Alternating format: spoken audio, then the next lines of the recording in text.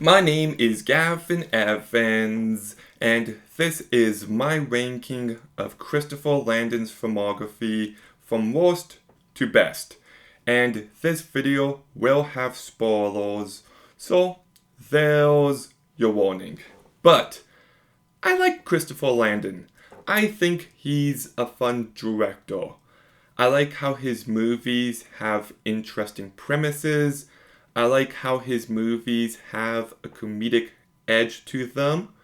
And I like how he likes to combine different genres. But that said, I am talking about 6 movies here, and 5 of them are good. So 5 out of 6, that's a good ratio. But I don't love any of his movies, and I don't know if he has a great movie in him. I hope I'm wrong, but I've got my doubts. I also do want to mention that I have not seen We Have a Ghost, so that movie will not be on this list. But let's begin by talking about his worst movie, and it's Paranormal Activity, the marked ones. And what's really frustrating about this movie is the ending, because the ending is the most retarded shit I've ever seen.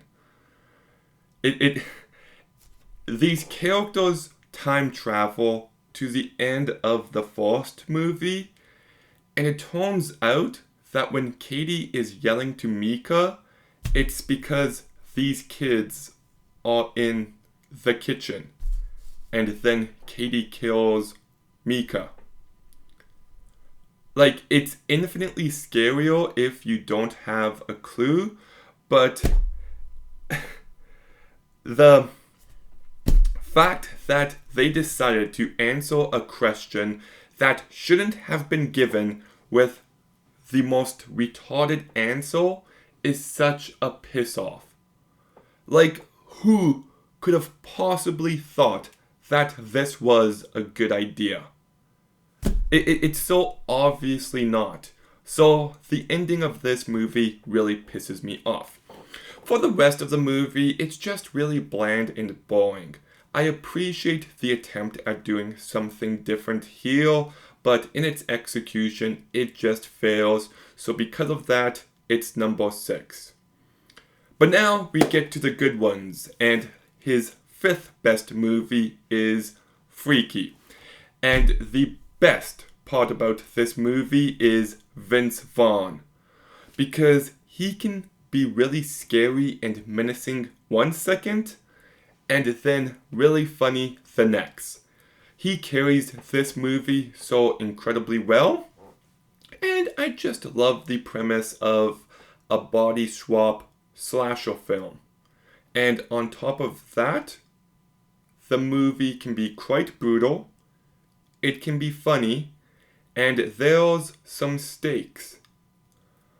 But what really drags this movie down is when the killer doesn't have the physique of Vince Vaughn, you realize just how bland of a character he is. And I love Catherine Newton, but she is given nothing to work with here. She's just so bad when she's the villain, and it's just a real shame. I also don't like the tacked on ending here, it just drags the movie out, so still fun, but not great. His 4th best movie is Scout's Guide to the Zombie Apocalypse, and this movie is nothing new, but I thought the cast brought plenty of personality to this movie. I liked the dynamic between Ty Sheridan and the girl who worked at the strippers. I thought the movie was brutal and tense and funny, and it's really out there at times. There was a scene with a trampoline that really goes for it.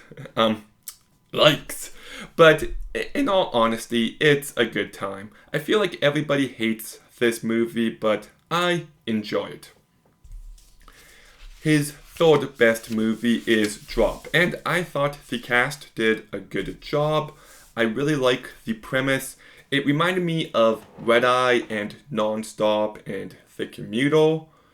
And I like what this movie is trying to say about technology, and it's entertaining, it's thrilling enough, it's tense enough, it's super far-fetched and contrived as hell, but I still had a good time. But about those contrivances, I don't really buy that the dude would have stayed the entire time. And when she's driving to the house at the end, there's no possible way she could have made it in time.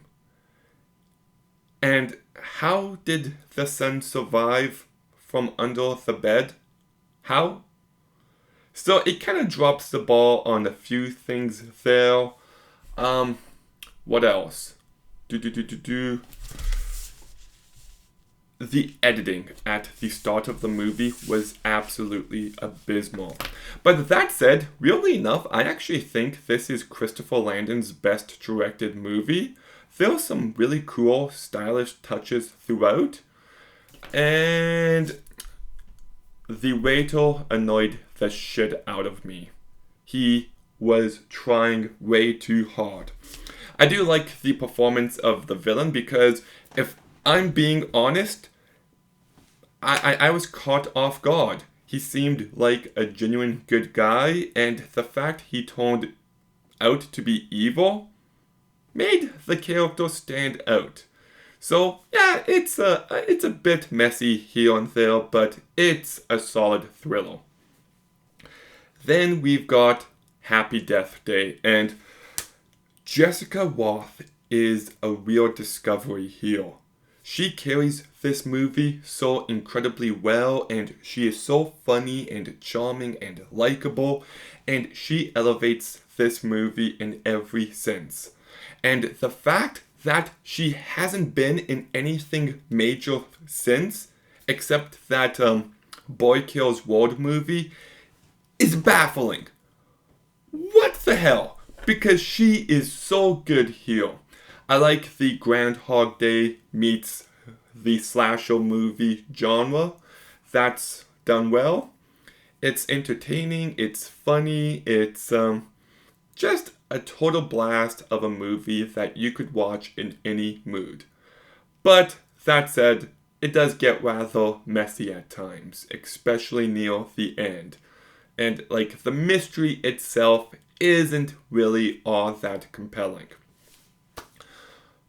But his best movie, and I don't know if this is a hot take or not, but it's Happy Death Day to You. I thought it took all the elements of the first movie, the humor, the brutality, Jessica Roth, dialed it up to 11, but then it also went in some really interesting, unpredictable directions. And I was surprised by the emotion on display. Like when Tree has to give up her mom